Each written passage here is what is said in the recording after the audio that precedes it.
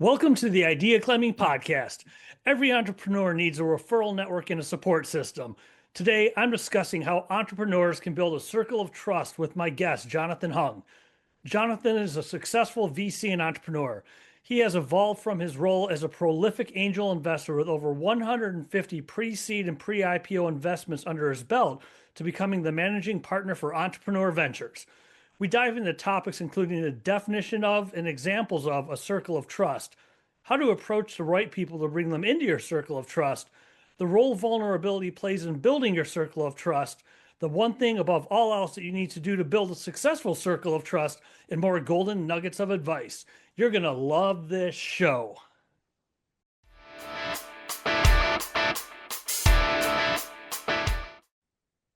Jonathan, thank you for making the time to do this podcast interview. I appreciate you. Of course. Thank you, Mark, for having me. And we're going to talk about how entrepreneurs can build a circle of trust. Before we get into, some tips, tactics, strategies, all that good stuff. When it comes to a circle of trust, how did you discover it? I mean, what's your story in that world? Oh, you know what it is? I honestly tell people it's a lot of failure. It's like I'm writing a book right now called Your Emergency Contact, and I was debating like should it be called like in case of emergency or emergency contact? But the more people I talk to, I think it's really about your emergency contact, right? Because it's different for everybody. I mean, look, I think everyone thinks it's all about fundraising. I mean, that's one aspect of building a business. I think about my father, I'm dedicating the book to my father. He was a great entrepreneur, came to this country with nothing, and him and my mom were able to build an amazing company. He did contract manufacturing, think about like, you have your iPhone made by Foxconn. Well, your piece of clothing that you're wearing is made was from one of our factories back in the day. And it wasn't our brand, but, we provide a service and help guide you and get you through it. I think really my perspective on life is that, look, you're going to meet a lot of fakes, a lot of people who like sell you an idea and give you, all this roses, but really, will they be helpful, right? I think you have to find people that you could trust. I mean, you can easily love somebody, but can you actually trust them? I think that's the biggest compliment. Like, I trust him. You should talk with him. Or like, oh, I love that guy. Like, what does that mean you love him? Like, why? Like, but saying you trust somebody, and that's why the subtitle of my book is called like Why Trust Drives Venture Capital Success. I built my career based on people that I've trusted, who've trusted me, and that's how we build success. So, how do you build trust? What does that look like? Oh, it's as simple as things, right? It's not just like, oh yeah, I'm gonna write you a check. It's like be very communicative, right? Communicative. I mean, you give updates, right? Like, hey, maybe you know, I think this was the most important rule. One of my friends told me, like, look, if you don't ask, it's always no. Like the number one rule in sales is that you ask, right? That you keep going. Like you don't take discouragement. Like, it sucks sometimes, right? Getting turned down and you might have to hear 1,000 no's before you get to that one yes. But when you get to that yes, it was all worth it. It was all worth it. So for me, building trust is showing up. It's doing the hard work. It's not about just executing. It's also about like showing people how you did it, right? It's just like some people think it's like, oh, how like the ends justify the means. But for me, it's really like you grow as a human being, as a person, as someone you could trust because you can count on them.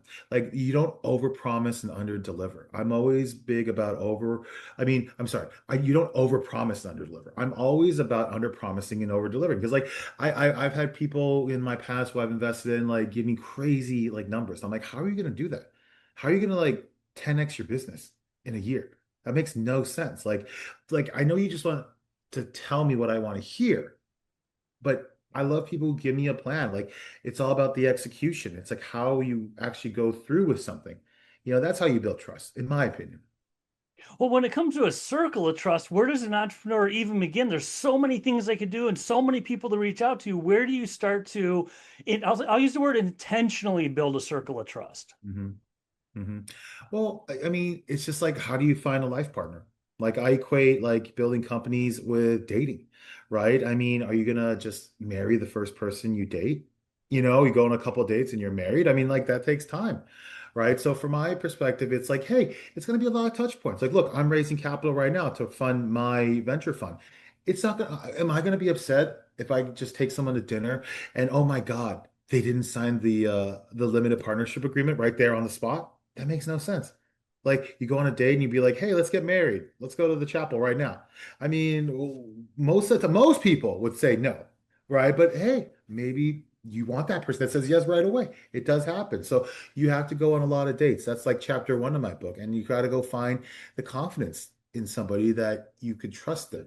It's a lot of grit. It's not, I could say it's like, oh my gosh, it's better to be lucky than good. Yes, luck does come around you, but you got to put yourself in the right places. You have to get out there. No one's going to send you a multi-billion dollar opportunity. You have to go network. You have to go build people trust. And it's about not just one choice or one investment that, wow, that's why you trust them. It's really a multitude of things that you can count on somebody. I mean, that's why I call it your emergency contact. It's not like they will be there no matter what. But it's like your one phone call you need to make, your lifeline, who will be there from a business sense. Your emergency contact in your personal life, hey, that should be your significant other. I would hope it's my wife, right? That's my emergency contact. Or growing up, it was my dad or my mom. So, what type of people should people, when you're building a circle of trust, can you give some examples on how to find them? What type of people should be in your circle of trust? I always think from my perspective, it's what you're missing, right? Maybe I'm not the best salesperson, so I need to find somebody who's better, BD. Like I feel I have more emotional intelligence than most. I mean, I think I really am a good listener instead of just telling you what I think. Like a lot of people like blah, blah, blah, blah, blah. I had an ex-business partner who thought he was a freaking professor, but like, I mean, like, just because you say a lot of words doesn't mean it means anything, right? So from my perspective, it's really uh, finding someone who you respect, who you can actually trust, as I go back to it, because it's something where it's just like they've done it. It's all about the experience that you could feel. Maybe I need more IQ sometimes. So I need a really great software engineer, a really great, UX engineer to help me grow my business. Like, hey, that's what I'm missing, right? But then I'm the salesperson. I got to be front facing. There's different people for every startup. You have people who are front facing and some people who are great in the back. Some people who are amazing operational people, some people who love the spotlight, want to be a great marketer. It just depends what you need in your life because it's a team. That's the thing I think was so important. Like nobody does it alone. You can give all the credit to someone like Jeff Bezos or Mark Zuckerberg or Elon Musk, but guess what? They have a team. They're not doing it by themselves. Nobody who's been successful has done it by themselves. It's impossible. So how do you when you're starting to build your circle of trust, how do you approach somebody? I mean, I could imagine people could be scared if it's a higher level person or something like that, or a position of authority. What does an effective approach look like to get someone's attention to bring them into your circle of trust? I feel it's like Adam Grant has a great book, Give and Take, right? And I think I'm not gonna butcher it, but like you could tell when someone's just a taker, right? Who just is very transactional, who only wants this for that, and it's a volume game for them. They don't care who they upset or who they, anyone's feelings really. I'm more of a giver, and you can sense that when someone who's willing to, give first, who's a real true connector, they don't expect necessarily compensation or, it's really, hey, I'm giving you my time. I mean, we were just talking about earlier before the show we started recording, like we have the same 24 hours in a day. So am I going to waste my time on somebody who just, wants to just take from me and doesn't want to give or even match me? I mean, it's just horrible. But you meet these people and you don't know because I think I always tell this to people like, you could be an amazing actor. You could be Daniel Day-Lewis, Meryl Streep. You're an amazing actor. Can you act 24/7, 365 days a year? I think the real person comes out. Like I always make this analogy where it's like, you know what? I'm okay if you're an a-hole, but don't be a scumbag. To me, a scumbag is somebody who just blatantly lies, tells you what you want to hear, and just totally screws you behind your back. At least when you're dealing with an a-hole, you know what you're dealing with. That's who they are. They're not pretending to be somebody they're not. The worst is a chameleon, not just two-faced, but multi-faced. And you have no clue who they are. So how can you trust somebody like that? So once you get people in, you've got some rapport with them.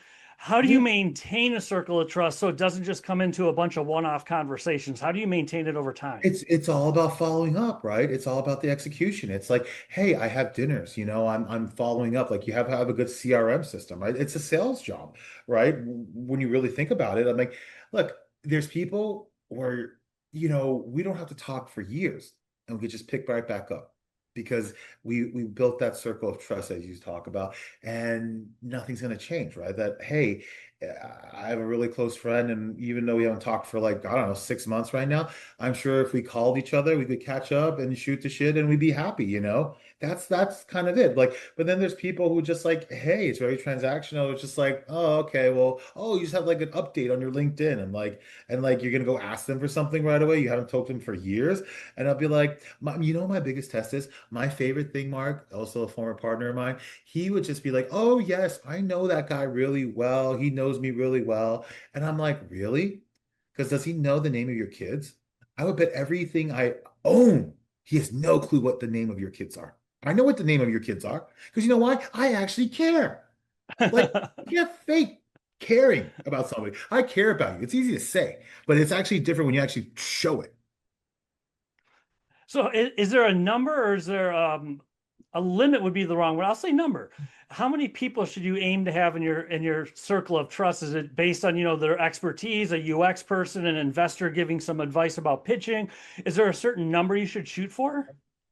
No, because you have different people in different places of your life. Like, for example, I just bought a home this year. I never bought a home. Like, you want to talk about a venture capital deal or anything investments? Yeah, I could talk to you about that. But real estate, I have no clue. So I lean on a friend from venture capital who actually also sells real estate. And I really counted on her to show me this or that. And like, and here's the thing, I don't think there's no any dumb questions. I mean, I taught a class this year by chance too, principles of an entrepreneurship. Like, could I really teach that class?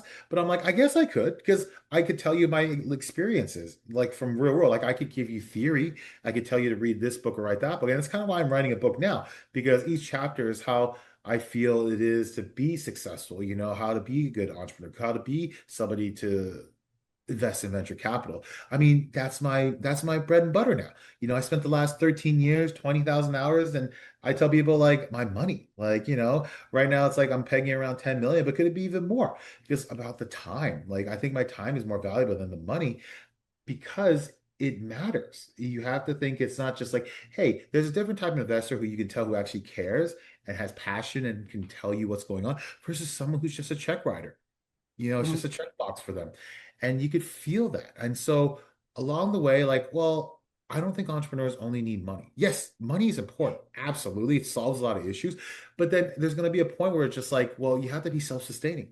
You have to actually have a business model. Say what you will about how Amazon or Uber started, for example, but eventually they got profitable. Right? You got to get to that point where you're actually profitable. And how do you do it? You have to find the right business development people, the right marketers, the right operation people, right? You're going to have to scale. And that's it. You have to, I think what's interesting, what I've heard over time is look, the person you helped you build your business from 0 to 1 is going to be the different person who's actually going to be the person who makes it into a unicorn because you need different set of skill sets every sort along the way. Because I'm not great at growth, I'm great at going to 0 to 1, building a team when you're first dollar in, like, oh, hiring the right HR person. Like, I don't know, like that's not my specialty, right? Like me, but you got to hire someone who's great at that, right? Because like I always think like I'm good when there's under like really, I like to say 5 people in a company Mhm. because that's why you can still talk. You know everything about everybody. But once you start having middle managers, like you better have really good trust that that's the person you hire. Because I always think about it, like what I screwed up when I was interviewing. I went to all pretty good schools and I interviewed with a lot of great Fortune 500 companies, but I never seemed to get the job early on because it wasn't about my intellect. It was that I wasn't the right fit, like on the team. And like, there's a lot of people who could talk about, like, oh, I'm great at that. But it's really like the EQ side. Like, I'm probably going to spend more time Monday to Friday with this person, than I spend with my family. Because sleeping at home, yes, you're in the same building, but that doesn't mean you're spending time. You're actually sleeping. So if I'm spending 9 to 5, that 8 to 10 hours a day with somebody, I better hope to God I like them, right? Like I'm sure everyone's had that person in the office where they work with, like, oh, not that you hate their guts, but it's just like it's not your cup of tea. And why would you want to be in an environment like that? You want to have good people that you enjoy that push you further. That, that 1 plus 1 is 3, right? That's the Mhm. old adage, right? That's the idea that it's actually a multiplier effect. Nice. I would love to talk about your take on vulnerability as far as building a circle of trust. There's a certain point where you do have to brag a little. I'm guessing as far you do have to brag a little, talk about your accolades. But if you need help, you also can't just be like, "Look how great I am," because then no one can Yeah. help you. How vulnerable should someone be so it's not detrimental? Like, oh, you're too screwed up, or you're not, you're too new. Where does vulnerability play a role, and how do you leverage it when you're building a circle of trust? I think like one of my sales guys who I used to run my family's contract manufacturing business said it best about my father. And he said this, and I saw Joe recently in New York, and he said, he didn't say this recently, but like a couple years back, he said, you know what your father was really good at? He knew someone's weakness. And it didn't mean their vulnerability. It's just what they like to talk about. And your weakness could be your children, your love of books or your love of, boating or spending time with your grandkids like that. It's not about work. It's about that's what you're passionate about. That's what makes you weak, that you open up. It could be the Lakers, it could be the Yankees, it could be art. And that's how you get to know a person, right? Because it's not just their title. I mean, oh, you're CEO of this or you're VP of that. Like that's just what you do. It's not who you are, right? And some people it is who you are, like yeah, that role, but it's like what makes you passionate, about that. That's really, I think, is the most important. Is getting to know somebody, uh, and then that's why you know someone's the name of their kids because you actually care.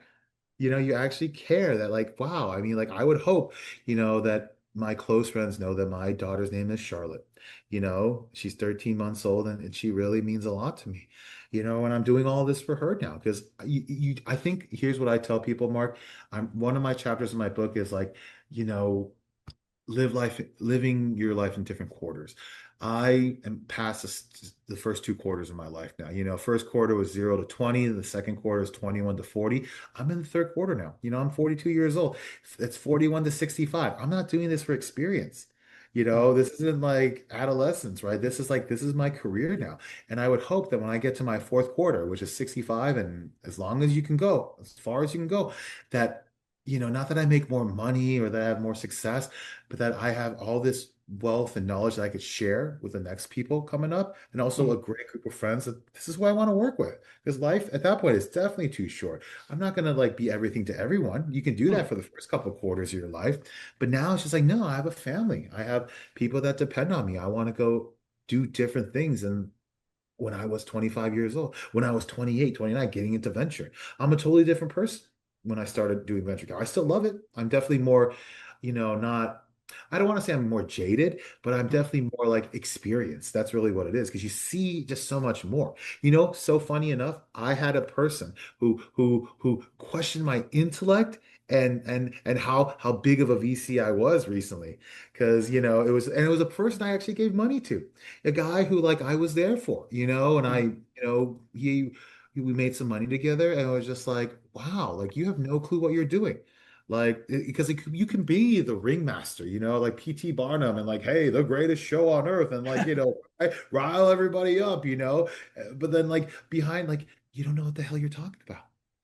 It was like a simple thing. And I'm just like, like, that's the thing what I think is funny. Like, why would you just insult somebody? I guess you're not that smart. It's just like, are you sure about that? Like, just because someone has a difference of opinion with you?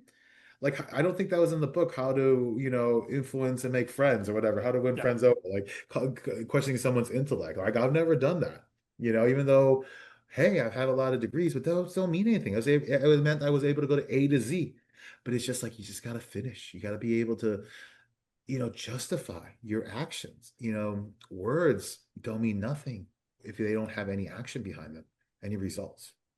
I have got to ask because you brought it up. In hindsight, what were maybe one or two things, but what was the biggest differences that you look back on between the first quarter of your life Yeah. and the second quarter? What lessons did you pull through? What was the difference between those two? Honestly, that the world is so much bigger than you think and also smaller than you think, right? Because, you know, I think in the first quarter you think you're on top of the world. And I see this now because I have a Gen Z associate, right? And I'm like, damn, was I that Like not like I I'm trying to think the right word. I want to be careful of the word I use because was I that like, wow, so like optimistic or so like everything's gonna work out? And it's just like, it's just so opinionated, right? Like that so much. It's like you're just only 20 something years old. You got so much more life to live and experience. Like I always think it's funny when someone wants to be a venture capitalist at like and they haven't even hit 30 yet. I'm like, what can you actually bring in your less than 30 years on this planet to a company? I mean, God bless if you can. I mean, like that, all those guys 30 under 30. Like, so if you peaked in high school, that's not really a career. Like, yeah, you got your jersey retired because you played high school football. You're Al Bundy, 4 touchdowns in a Oh. game. And I'm like, what does that even mean? How can you relate to somebody there? Like, think about when you're in your 20th anniversary of graduating from high school. I already just surpassed that recently. And I'm like, geez, I'm not that same kid that I was, really. And so what is difference is this perspective. You see a lot more. And I think about like, how do you really like I use this as an analogy, like, how do you really know what a sad song is unless you've actually had your heart broken? Right? Like, how can you feel the actual pain? Like, if you sing the words, but actually going through it, they mean a little bit more. And I think that's what it is. Like, you think you know what love is, you think you know what success is, but actually going through the trials and tribulations in your second to third quarters, then you appreciate it more. So it's perspective, I think, would be the biggest difference. So, in almost closing, got to do the follow up. What are you most looking for? Or at least now, what you think? You don't know. There's no crystal ball. But what are you Yeah. most looking forward to for the fourth quarter of your life? Honestly, just spending a time with the people that matter.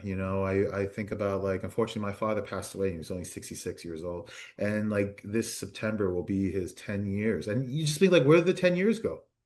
I could still think about him yelling at me or talking about this, and it's just like life you think is so short at times and precious, but it's just like, wow, 10 years, blink of an eye. And like so much has happened. And sometimes you have to sit back. And I think when I get to the fourth quarter, I hope like we can reminisce and talk, but still have great things to do. Where we can still build amazing things. Like I'm not a hater to say like, oh yeah, you can't start all over again at 65, build a new company. Why not? Why can't you? Right? If you're healthy, if you have the drive and motivation and the assets and the capabilities, why not you? Right? But I think really when I'm 65, I get to explore more of the world, get to see people who I got to meet along the way and then help the next generation. Like I still want to be loved, like, mentoring and being a venture capitalist and investing in early stage startups. Absolutely. I still always want to do that till the day I die.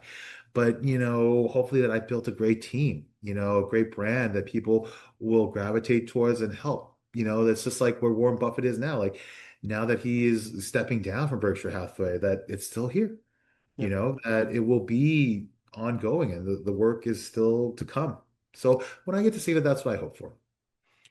We have covered a lot of ground in a short period of time, whether it's something you said or something you haven't touched on yet. When it comes to building a circle of trust as an entrepreneur, if you were to say at least do this above all else, if you're going to do it, at least do this one thing to build a circle of trust, what would you say? Oh, man. The one thing. Oh, let me think. Don't get, don't give up hope, because you're gonna hear a lot of no's. You're gonna hear a lot of people who disappoint you, who thought, they were gonna like be that person for you, but tomorrow's another day. As long as you're breathing, as long as you're here on this planet, you got another chance. It's not over. That's what I tell people. I think a lot of people get caught up in the frustration. When my father passed away, it was a lot of lost hope. And I leaned on some people I probably shouldn't have leaned on who took advantage of my sadness. And you know what? I'm better for it. I'm a better person, but it's not over. I think a lot of people who have gone through depression or face, heartache and sadness, they think they're alone. And trust me, you're not the only person who's gone through it. You got to talk to people. I did therapy after my father passed, and I no longer talk to a therapist now, which is okay. But if I never did, I would go pick up the phone and talk to somebody because, I think that's what it is. It's like, yes, we do come into this world, yourself, and you might leave it by yourself, but while you're here, enjoy the people around you. That's what matters. I mean, it's not just looking on social media by yourself, and being a little bit, disconnected. Be connected. And if people want to find you online, where's the best place or places to go? I always think LinkedIn is a great tool. I'm always on LinkedIn, but send a message, right? Don't just connect with me. That doesn't make sense. Like, who would I know who you are? Give me a reason where you heard me from. And like, yeah. And then also our website, entrepreneur.vc. If you have a great idea, send it over. We have a type form. If you have ideas, let's see. And yeah, I mean, we are always constantly updating new and things on our website and on my LinkedIn. And we got a podcast coming out too. Hopefully it'll be almost successful as Mark's, right? But it's called My Biggest Failure. I think it's always great to talk about someone's failure because eventually they'll end up being successful. But a lot of people, no matter who you are on this planet, we've all failed at something and how it's made you better. How do you go through? Thank you for the time, Jonathan. I appreciate you. No, thank you, Mark. And scene. Mean. See, hope it was better than you thought. That's I was like, oh, I don't know. You just got to ask questions and I'll turn it on.